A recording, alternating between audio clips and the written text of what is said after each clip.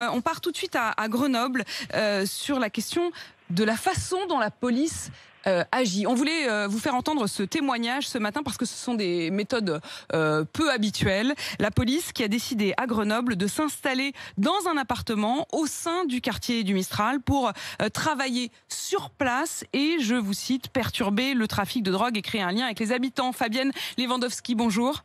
Bonjour madame. Bonjour, vous êtes directrice départementale de la sécurité publique de l'Isère.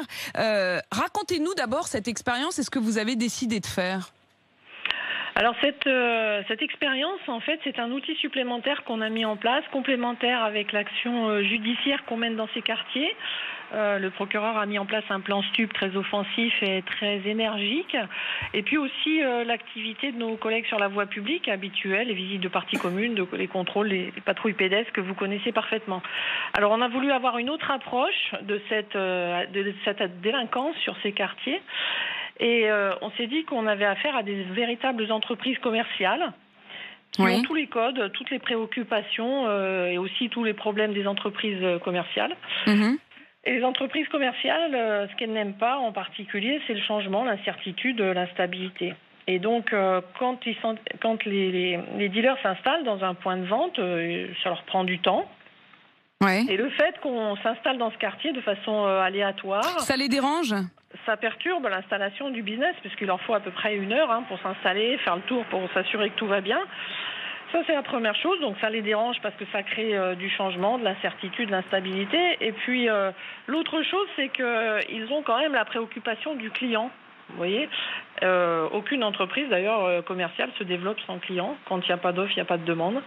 Et donc, c'est la raison pour laquelle, d'ailleurs, il n'y a pas d'héroïne à Mistral, parce que c'est pas très bon pour le client. Ils préservent la sécurité de leurs clients.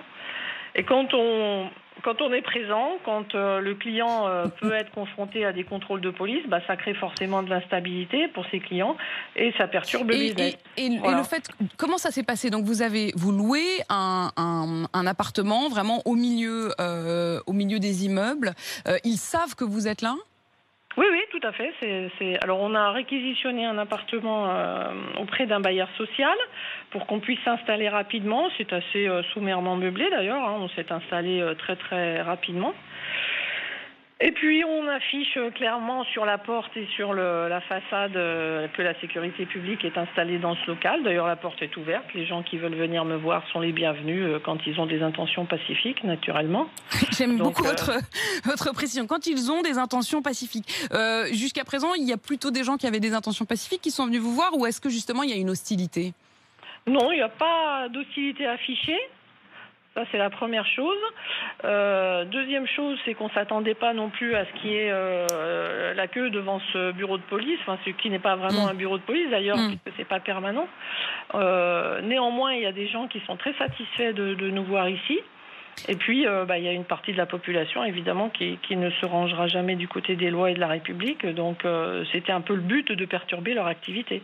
Quand on parle aujourd'hui beaucoup de... c'est ce débat autour de ce mot qui a été utilisé par le ministre de l'Intérieur, d'ensauvagement, lorsque, effectivement, à propos de l'opération qui a eu lieu précisément dans le quartier Mistral par Gérald Darmanin parlait d'une opération de police, quand elle a eu lieu, qui visait à ce que l'État s'impose face à l'ensauvagement d'une minorité de la société. Vous qui êtes en première ligne, quel est le constat que vous faites?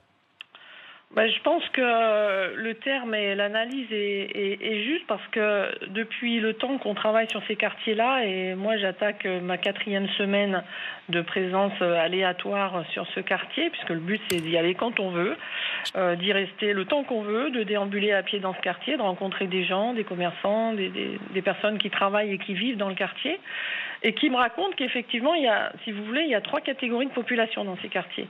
Il y a les dealers, les choufs, les délinquants qui évidemment ne sont pas satisfaits de nous voir arriver et de nous voir s'installer, perturber le business. C'est la première catégorie. La deuxième catégorie, ce sont des gens qui vivent dans ce quartier, qui aiment leur quartier ou qui travaillent de façon extrêmement courageuse et enthousiaste dans ce quartier. Je peux vous garantir que dans tous les domaines, il y a des gens merveilleux qui travaillent dans ces quartiers et qui sont contents de voir arriver la police.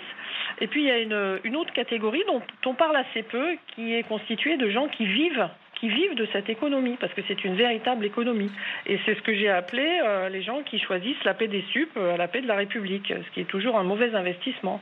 Et les habitants, eux, quand vous disiez la vaste majorité justement de ceux qui habitent là et qui, la plupart du temps, sont ceux qui subissent vraiment en premier lieu ces trafics, comment vous ont-ils accueillis? Est-ce qu'ils osent dire leur satisfaction?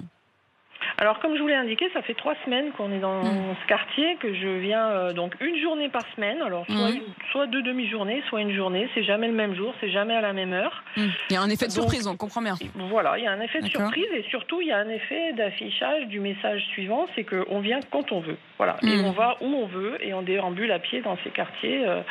Voilà. Est-ce que c'est une expérience que vous aimeriez voir se généraliser ou au moins se multiplier? Si vous voulez, ce projet qu'on a appelé de façon assez concise et explicite No Business, parce que comme ça c'est clair pour tout le monde, pour les délinquants que No Business, pour nous, okay. Voilà.